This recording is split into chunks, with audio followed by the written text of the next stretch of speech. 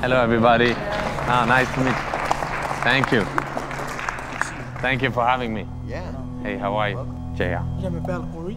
Wow, that... Comment allez-vous? Ça va bien et vous? Come up with some French onto me, right? Hey, Jaya. How are you? Hey, how are you? Good. All right. It's not much that I do. I just do, paper and glue. My parents never took me to a museum. I didn't know there was any value in doing art. But I used to do graffiti. So just write my name on walls. And I was not even good at it, but I would just write my name so that when I would walk in the city or in the projects, I would see it. And I felt that I existed just because I could see it. The power of art is this. And that's why I pass on with your story. I know everybody in here is a convicted felon.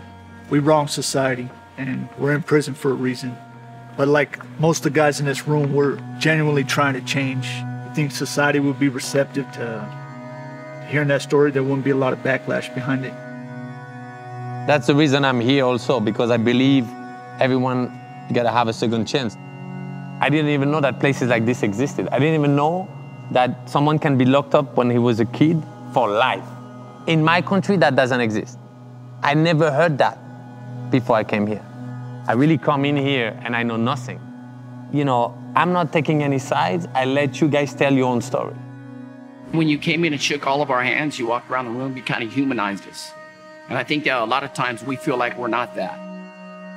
That's why I believe that photography, what's better than photography, to go and show the eyes and the faces of the people who are in there. When you see and you put a face and a story to someone, then you're like, well, you can't forget it anymore. We're not here to judge anything. We're here to listen to the story, to portray you the way you want to be portrayed. The idea is we build this together.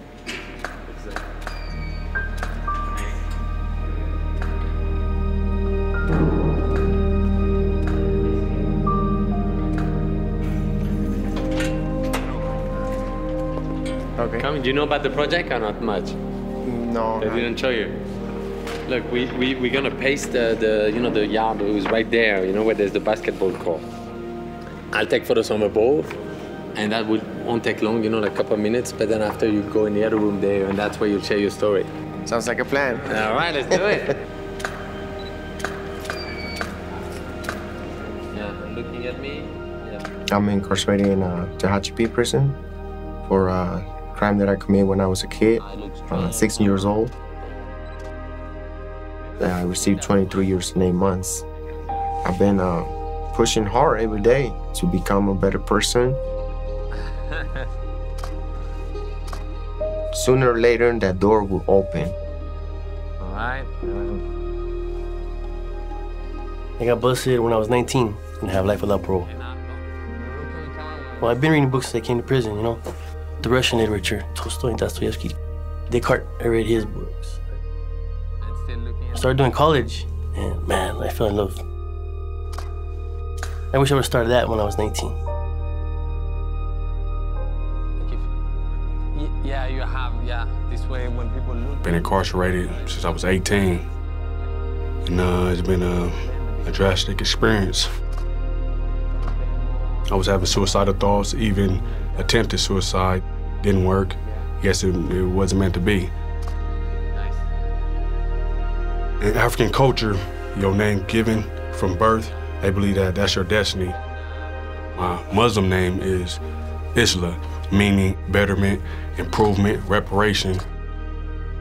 I feel that I have a purpose that I have to answer to, and that's what I'm doing.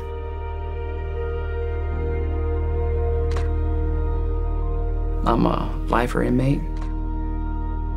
You never think that you're gonna get out and be with your family.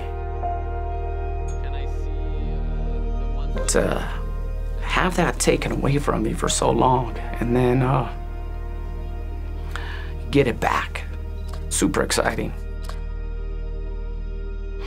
Prop 57 changed that for a lot of us and gave us a lot of hope. Kind of like a do-over. I'm looking forward to that, and I'm hoping it happens. But look, you have the natural poses. I feel like I'm a young guy in this. I've been incarcerated for the last 9 years. When I was on the streets, I was a worship leader, so I would sing. So oftentimes to get me through the hardest times in here, to feel human, I sing.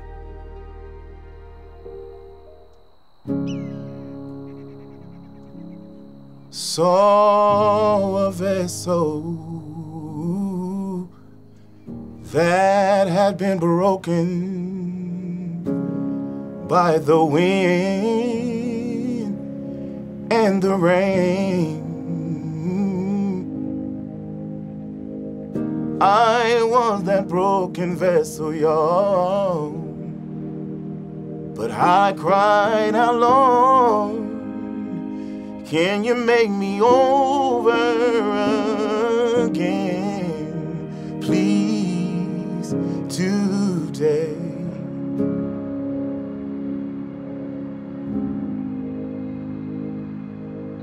Tomorrow we basically organize the whole ground here by team.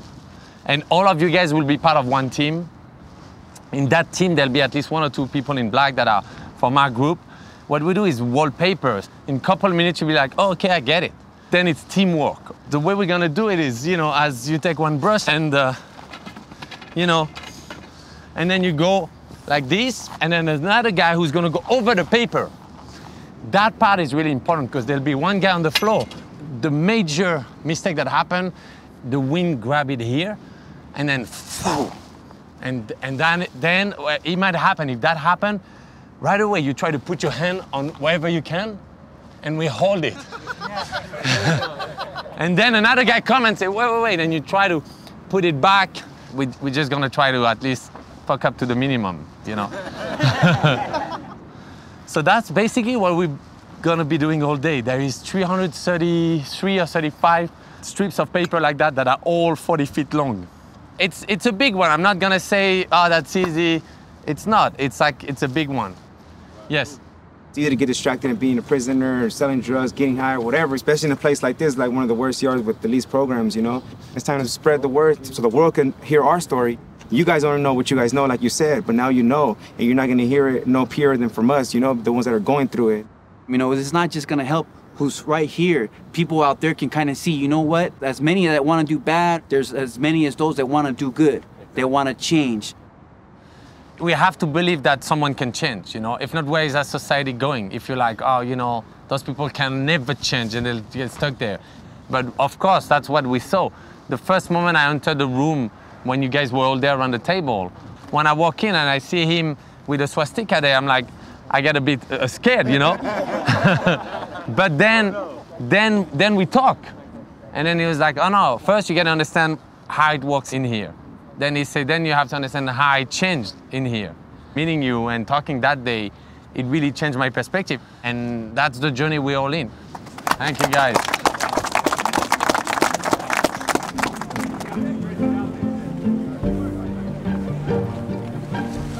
Those little lines everywhere you see here. All 10 strips per bucket. It's a little light on the group, but we're good.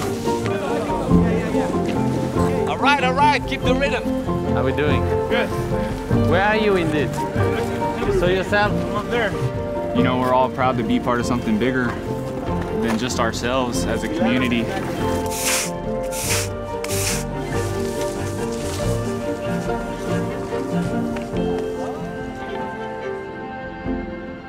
First off, the beauty of seeing you guys out there working your asses off and then talking to some of the staff, because they thought that it was just a bunch of pictures of guys in prison.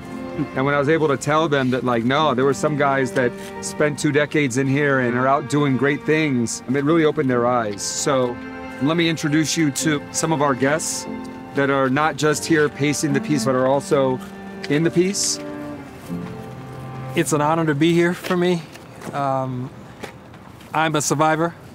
My oldest son was 7, and my wife had taken him and my 10-month-old to a park in Los Angeles area, and one gang came retaliating against another gang, and my son's life was taken. It was devastating. We were angry, but the reality is we knew that we had to do something. So my wife and I got involved. We started coming into the correctional facilities, and we started instilling hope in the situation. The degree of forgiveness and compassion you have astounds me. And for a lot of us, like, we don't comprehend that because we're told forgiveness is a no-no. I've never been able to say sorry to my victims for what I did to their family. And kids grew up without a dad because of me, so I'm sorry, man. I'm sorry. 17 years old, this is where I started, 4B. And from here on, I determined to change my life. And I had to do what was necessary for me to get out. Now I've been going on 9 years. I have a house, I have a wife, I have an 11-year-old daughter. And it's crazy because I have to explain to my kid how my past was. You know, because we've done a lot of harm in the community. Now it's our time to fix that and make sure that we do it right for the future.